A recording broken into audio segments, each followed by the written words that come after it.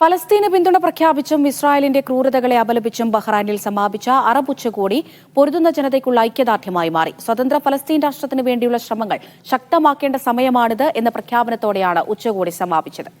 نجتمع اليوم من أجل فلسطين فإننا لنؤكد بأن مصلحة شعبها يرتكز على وحدة صفه كهدف منشود لا حياد عنه. وستظل منظمة التحرير الفلسطينية الممثل الشرعي لهذه الوحدة.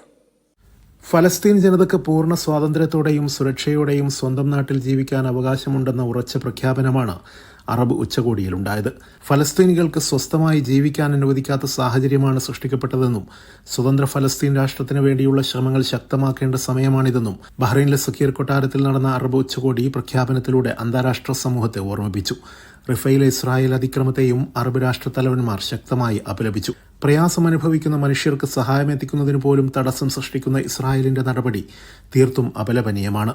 യുഎന്നിന്റെ സഹകരണത്തോടെ ദുരിതമനുഭവിക്കുന്ന ഫലസ്തീനികൾക്ക് സഹായമെത്തിക്കാനുള്ള ശ്രമങ്ങൾക്ക് ആക്കം കൂട്ടണമെന്നും ഗസയിലെ ഇസ്രായേലിന്റെ ക്രൂരത അവസാനിപ്പിക്കാൻ വേണ്ടിയുള്ള ശ്രമങ്ങൾ തുടരുന്നതിനും അറബ് രാഷ്ട്ര തലവന്മാരുടെ ഒത്തുചേരലിൽ തീരുമാനമുണ്ടായി. അടിയന്തര വെടിനിർത്തലിനായി ആവശ്യപ്പെട്ട ഉച്ചകോടി ഗസയിൽ നിന്നും മുഴുവൻ ഇസ്രായേൽ സേനയും ഒഴിഞ്ഞു പോകണമെന്നും ആവശ്യപ്പെട്ടു.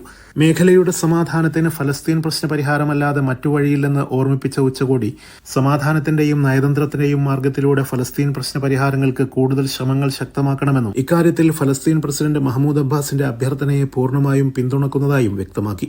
ഫലസ്തീൻ ജനതയ്ക്ക് അംഗീകാരവും ആദരവും സ്വതന്ത്രമായി ജീവിക്കുവാനുള്ള അവകാശവും വകവെച്ചു കൊടുക്കാൻ സന്നദ്ധമാകണമെന്നും അറബ് രാഷ്ട്ര തലവന്മാർ ഓർമ്മിപ്പിച്ചു. Media 1 Bahrain.